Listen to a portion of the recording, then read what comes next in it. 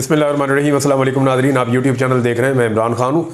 मानसरा में पाकिस्तान तहरीक इंसाफ ने एक बड़ा तगड़ा जलसा किया है और पाकिस्तान तहरीक इंसाफ का ये जो जलसा था ये कोई नेशनल लेवल की अनाउंसमेंट नहीं थी। शहजादा गुस्ताफ साहब जिन्होंने मियाँ नवाज शरीफ को शिकस्त दी थी इंतखाबात में, उन्होंने ये जलसा अरेंज किया था मानसरा में। वो वहाँ से मेंबर कौमी असम्बली बने नवाज शरीफ साहब को हराने के बाद। तो इस जलसे में लंबे अरसे के बाद पहुंचे शेर अफजल मरवत साहब और उन्होंने कहा जी इससे पहले मैं पंजाब गया था, गिरफ्तार हो गया था, लेकिन अब जब मैं पंजाब जाऊंगा तो हज़ारों की तादाद में अपने साथियों को साथ लेकर जाऊंगा, तो देखते हैं कि हमें कैसे गिरफ्तार किया जाता है। दूसरा उन्होंने कहा कि इस्लामाबाद में भी वो जलसे के अंदर अपना रोल प्ले करेंगे। और मेरी खैबर पख्तूनख्वा की गवर्नमेंट के कुछ लोगों से बात हुई, उन्होंने कहा जी पूरी तैयारी हो रही है और पाकिस्तान तहरीक इंसाफ खैबर पख्तूनख्वा से पूरी ताकत के साथ जाएगी और 22 तारीख के जलसे के अंदर शिरकत करेगी। जबकि पंजाब के अंदर जो पाकिस्तान तहरीक इंसाफ की इस वक्त क़यादत है, उनके हालात आपके सामने हैं, लेकिन जो MNAs MPAs या उम्मीदवारान थे वो अपने अपने तौर पे कोशिश कर रहे हैं। दूसरा, पंजाब में एक मोमेंटम बन जाता है पाकिस्तान तहरीक इंसाफ का।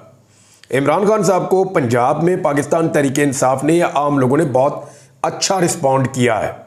अब ये शरीफ खानदान का वैसा किला रहा नहीं। मामला सिर्फ इतना है कि वहाँ पे शरीफ खानदान की एक जिद है कि कुछ भी करके पुलिस को इस्तेमाल करके, फोर्सेस को इस्तेमाल करके, लाठी गोली की सरकार बना के कुछ भी करके लोगों को दबा कर रखो और पंजाब में खुलकर सामने ना आने दो। हालांकि पंजाब ने जिस तरह वोट निकल कर डाले इमरान खान साहब को, वो किसी सूरत भी खैबर पख्तूनख्वा से कम नहीं था। लेकिन पंजाब के अंदर धांधला बहुत बड़े पैमाने पर किया गया, क्योंकि पंजाब से ही PMLN की हुकूमत बनानी थी और यही सारी डील थी और यही सब कुछ किया गया। खैबर पख्तूनख्वा में वो सारा कुछ करना मुमकिन ना हुआ, हालांकि कोशिश तो वहाँ पे भी की गई थी। बहरहाल मानसरा का जलसा काफ़ी बड़ा था, तगड़ा था। PTI मोमेंटम गेन कर रही है। उनका ये कहना है कि इस्लामाबाद में वो जलसा करेंगे। अगर तो वो जलसा नहीं रुकता, एक मरतबा फिर कैंसिल नहीं होता, तो इस्लामाबाद के अंदर फिर पता चलेगा कि पाकिस्तान तहरीक इंसाफ अब कहाँ खड़ी है। पंजाब से, रावलपिंडी, इस्लामाबाद से कितने लोग निकलते हैं, खैबर पख्तूनख्वा से कितने लोग पहुँचते हैं और इस्लामाबाद का जो जलसा है वो कैसा इम्पैक्ट क्रिएट करता है। तरनौल का मकाम है जहाँ पर यह जलसा किया जाएगा। इसके अलावा एक जलसा लाहौर का भी ड्यू है और अगस्त के आखिर में कहा जा रहा है कि लाहौर में भी जलसा किया जाएगा। फिर ISF ने अपनी एक तहरीक शुरू की हुई है, इंसाफ स्टूडेंट फेडरेशन ने। वो ये कह रहे हैं कि इमरान खान साहब को अगर अगस्त के अंदर रिहा ना किया गया तो अगस्त के इख्तिताम के बाद वो अपनी तहरीक शुरू कर देंगे। और ये तहरीक उन्होंने कहा कि बिल्कुल वैसे होगी जैसे बांग्लादेश में तलबा की एक तहरीक चली है और वो पुरअमन तरीके से निकले थे अपना एहतजाज करने के लिए, लेकिन वो पुरअमन तहरीक तब पुरतशद्दुद बन गई जब बहुत सारे तलबा को जान से मार दिया गया बांग्लादेश की सिक्योरिटी फोर्सेस की जानिब से, और उसके बाद फिर कुछ भी नहीं बचा। अब जो है वो सिनेरियो मैं आपके साथ बार बार साथ साथ शेयर करता रहूँगा। एक बहुत बड़ा स्कैंडल है जो मुझे आपको बताना है और ये काफ़ी अरसे से पेंडिंग है। ये चीज़ मैंने आपके सामने रखनी थी, लेकिन आजकल एक रोला पड़ गया है नवाज शरीफ के स्टेटमेंट के बाद। जरा पहले उस पर बात कर लें। नवाज शरीफ साहब ने कहा जी इकॉनमी बहुत अच्छी थी मेरे दौर में और इमरान खान के दौर में बहुत बुरी थी।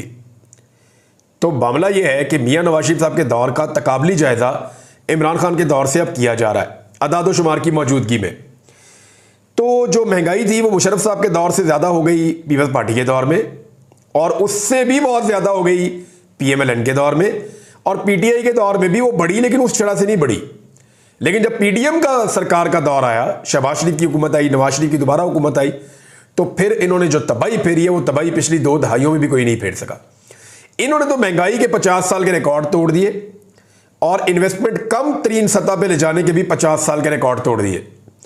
यानी पाकिस्तान पिछले 50 साल में सबसे बुरा वक्त वो था ना जब मशरकी पाकिस्तान अलहदा हो गया था, जब बांग्लादेश बन गया था, पाकिस्तान को 71 की वॉर में शिकस्त हो गई थी।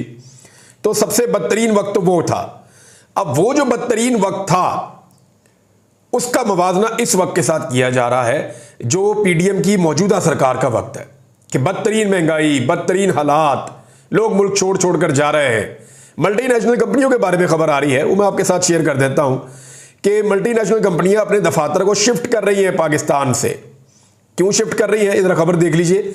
पाकिस्तान बिजनेस काउंसिल ने खबरदार किया है कि मल्टीनेशनल कंपनियां पाकिस्तान से अपने दफातर दूसरे मुल्कों में मुंतकिल करने का मंसूबा बना रही हैं, जबकि बहुत सारी कंपनियां पहले ही ऐसा कर चुकी हैं। और दुबई चैम्बर ऑफ कॉमर्स की एक रिपोर्ट आई सामने, पाकिस्तान की नहीं, दुबई चैम्बर ऑफ कॉमर्स की, और ये एक मुल्क है, उसमें बताया गया कि जनवरी से लेकर जून तक यानी इन्हीं 6 महीनों के अंदर 2024 में दुबई में 3,986 पाकिस्तानी कंपनियां रजिस्टर्ड हुई हैं। नतीजतन पाकिस्तान इस फेहरत में दूसरे नंबर पर आने वाला मुल्क बन गया है। यह तादाद 2023 में इसी मुद्दत के दौरान रजिस्टर्ड 3,395 कंपनियों के मुकाबले में 17% ज्यादा हो चुकी है। यानी बहुत बड़ी तादाद में जो पाकिस्तान के अंदर कंपनियां चल रही हैं वो पाकिस्तान में इंटरनेट के मसाइल से तंग है, गवर्नेंस के मसाइल से तंग है, पाकिस्तान के अंदर सहूलियत मौजूद नहीं है, बिजली की कीमतें कहीं से कहीं जा रही हैं, कॉस्ट ऑफ प्रोडक्शन बढ़ती चली जा रही है, फिर बिजली आती भी नहीं है, स्टेबिलिटी है नहीं इस मुल्क के अंदर, सिक्योरिटी के इश्यूज अलग है। तो वो यहां से भाग के दुबई जा रहे हैं। वो ये कह रहे हैं हम कारोबार ही करते हैं ना पाकिस्तान में, ठीक है, जो कारोबार हमारे लोग हैं वो यहां पे काम करते रहेंगे, वर्कर्स, हम चलते हैं जाके दुबई में दफ्तर बनाते हैं, वहां जाके बैठते हैं। जिस कंपनी के पास 4 पैसे इकट्ठे हो जाते हैं या उनका साइकिल चल जाता है वो पाकिस्तान से दफ्तर उठा के दुबई में ले जाते हैं। उसका रीजन क्या है? उसका रीजन यही है ना कि यहां पे अपने आप को महफूज महसूस नहीं करते सरमायाकार। लॉ एंड ऑर्डर की सिचुएशन आपके सामने है, जमहूरियत के हालात आपके सामने हैं, आजादी इजहार राय के हालात आपके सामने हैं, सिक्योरिटी के इश्यूज आपके सामने हैं, फिर गवर्नेंस के इश्यूज बड़े सीरियस हैं। इन सारी चीजों के होते हुए फिर मल्टीनेशनल कंपनियों का रुकना बहुत मुश्किल हो जाता है।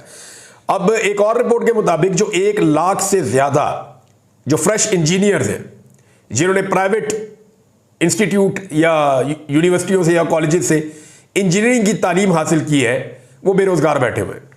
उन्हें रोजगार मिल ही नहीं सकता पाकिस्तान में, क्योंकि है ही नहीं। पाकिस्तान में लगातार डाउनफॉल हो रहा है, ऊपर नहीं जा रहा कारोबार, और उसकी वजह से ये फर्क पड़ रहा है। अब मैं आपको एक खबर देने वाला हूं और ये खबर आपने जरा गौर से सुननी, बहुत इंपॉर्टेंट है। ये खबर है जी आईपीपीएस की वारदात से मुताल्लिक। देखिए हुकूमत थोड़े दिनों में एक वारदात डालने वाली है, मैं आपको पहले ही बता देता हूं। और ये करेंगे क्या, ये एक अजीबोगरीब किस्म का सिनेरियो क्रिएट करेंगे और सारे मामले को धुंधला देंगे। कैसे धुंधलाएंगे मैं आपको इसके फैक्ट्स अभी बता देता हूं। ये बिजनेस रिकॉर्डर के अंदर जो है उनके जो रिसर्च टीम है उनकी बड़ी तगड़ी है। उन्होंने इसके ऊपर एक बड़ा लंबा चौड़ा आर्टिकल भी लिखा है, दीगर कुछ और जगहों पे भी आर्टिकल छपे हैं। तो ये फैक्ट्स अब मौजूद हैं, अगर आप रिसर्च करें तो आपको मिल सकते हैं। लेकिन हकायक मैं आपके सामने बिल्कुल सिंपल करके रखने वाला हूं कि एक्चुअली ये जो हुक्मरान इस वक्त मौजूद है हुकूमत में, ये कितने बड़े मुजरिम है कौम के, इन्होंने कितना नुकसान किया पाकिस्तान का, और अब ये किस तरीके से अपने आप को क्लीन चिट दिलवाने के चक्कर में है। ये पब्लिक के अंदर तासुर बनाएंगे। हमने तो पब्लिक के लिए बड़े अच्छे मुआहदे किए, हमने तो पब्लिक के लिए पॉलिसीज को रिव्यू किया। तो मैं आपके सामने अब कुछ फैक्ट रखने वाला हूं। नंबर 1, पाकिस्तान में जो आपकी पावर जनरेशन पॉलिसी होती है ये बार बार बनती है, इसके अंदर चेंजिंग भी होती रहती है। 1994 में एक पॉलिसी बनी थी आईपीपीएस के हवाले से। 1994 में जो पॉलिसी बनी थी उसने लगभग 2002-2001 तक काम किया था।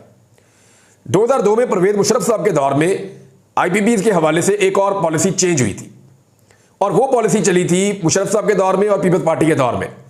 लेकिन जब नवाज शरीफ साहब का दौर आया, नवाज शरीफ वजीर आजम और शहबाज शरीफ वजीर आला पंजाब बने, और उस वक्त ख्वाजा आसिफ को पावर डिवीजन का मिनिस्टर बनाया गया, तो उस वक्त दोबारा एक पॉलिसी बनी थी। यानी 3 मेन पॉलिसीज हैं आईपीपीएस को लेकर, एक 94 वाली है, एक 2002 वाली है, और उसके अंदर फिर तब्दीलियां होती हैं जाकर 2013, 14, 15 में जब नवाज शरीफ साहब आ जाते हैं। तो ये 3 चीजों को आपने ध्यान में रखना है। अब ये आपके साथ खेल क्या खेलने जा रहे हैं, यानी जो आईपीपीएस लगे 94 से लेकर 2002 तक वो 94 वाली पॉलिसी पे थे, जो 2002 से लेकर गए 2013-14 तक वो इस पॉलिसी पे थे, और जो उसके बाद से लेकर अब तक लग रहे हैं वो नवाज शरीफ साहब की वो वाली पॉलिसी के मुताबिक थे। अब मैं आपको ये बताता हूं कि वारदात है क्या। असल में जो आईपीपीएस की वारदात डाली गई वो 2013 से 2017 के दौरान डाली गई है। ये वो 4 साल हैं जिनमें मियां नवाज शरीफ साहब पाकिस्तान के वजीर आजम थे। अभी तवज्जो हटाने के लिए एक टास्क फोर्स भी बनाई गई है कि लोगों को बेवकूफ़ बनाया जाए कि जनाब हम तो बहुत अच्छा काम कर रहे हैं, लेकिन आपको एक्चुअली चीज़ें मैं बताता हूं। ये अब करने के वाले हैं, ये 1994 की पॉलिसी के तहत जो 6 कंपनियां काम कर रही थी आईपीपीएस, ये उनके मुआहदे जो हैं उनके बारे में कोई काम करने जा रहे हैं। यानी उनकी जो कैपेसिटी पेमेंट्स हैं उनके ऊपर काम कर रहे हैं, या उनको रिव्यू करेंगे, या उन कंपनियों के साथ मुआहदे ख़त्म करेंगे। तो उससे फ़र्क कितना पड़ेगा मैं आपको ये बता देता हूँ, ताकि आप ज़रा समझ जाएं सारे सिनेरियो को। तवज्जो हटाने के लिए 1994 वाली पॉलिसी के बाद में जो वजूद आने वाले, यानी 1994 की पॉलिसी के नतीजे में जो आईपीपीएस लगे थे पाकिस्तान में, जो बिजली बनाने वाले कारखाने लगे थे, उनकी अगर जो कैपेसिटी पेमेंट्स हैं उनको अगर सिफर भी कर दिया जाए, जीरो कर दिया जाए, तो भी पाकिस्तानियों को फी यूनिट 54 पैसे का फर्क पड़ता है। यूनिट कितने के आजकल बेसिक पाकिस्तान में? बेसिक यूनिट 65 रुपए से, कुछ लोग 72 रुपए कहते हैं, लेकिन ये 60 से 72 रुपए के बीच में है कहीं। तो आप एवरेज 65 रुपए आप लगा लें बेसिक यूनिट पाकिस्तान में, तो उसमें 54 पैसे की कमी होगी अगर ये वो कर देते हैं तो।